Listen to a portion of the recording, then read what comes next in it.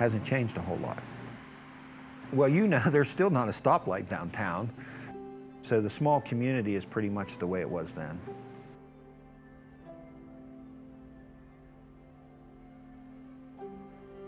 September 11, 2001 was on a Tuesday. Beautiful day, beautiful blue sky, perfect day. And I was sitting over at my desk, right where it is today, and my TV's right there, same place. As I was checking papers and listening to CNN, it was about 8:50. CNN comes on, breaking news. We're going straight to New York. And I could see that I believe it was the North Tower that was hit first, and it just looked kind of strange. And I told the kids, I said, well, okay, that's enough. We're going to go on with the day. But I said, you don't have anything to worry about because we live here in Shanksville. We live out in the boonies. Nothing's going to happen out here. But it only went like 20, 25 minutes, and then kaboom. This end of the building shook. So I went out to the outside doors. It's a great big black puff of smoke, and it looked like it was right below our playground.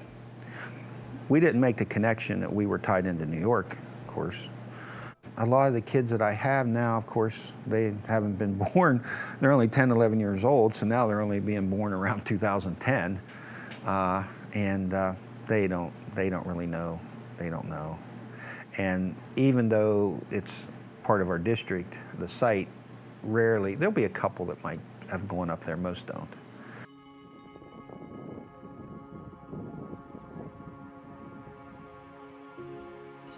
If you learn one thing here today, it'll be this. You probably already know this, but you might not. I mean, I do programs for school kids. They don't know all this. That the passengers and crew of Flight 93 got up out of their seats and were physically fighting with the terrorists.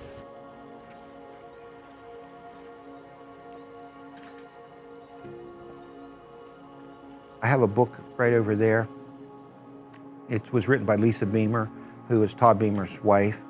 Let's Roll. I read at the part where it starts where Todd is going to the airport. Because at that time, she had two little boys, and one of them was about, like a year and a half old, and one was about 3.5.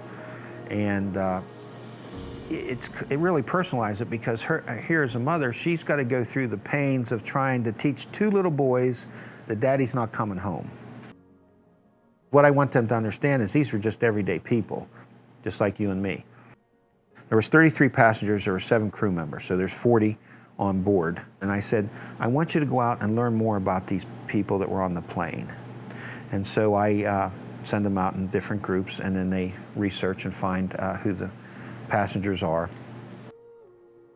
The district doesn't require me to teach it to them. I just know I have to teach it to them. Why do I actually teach this? Why?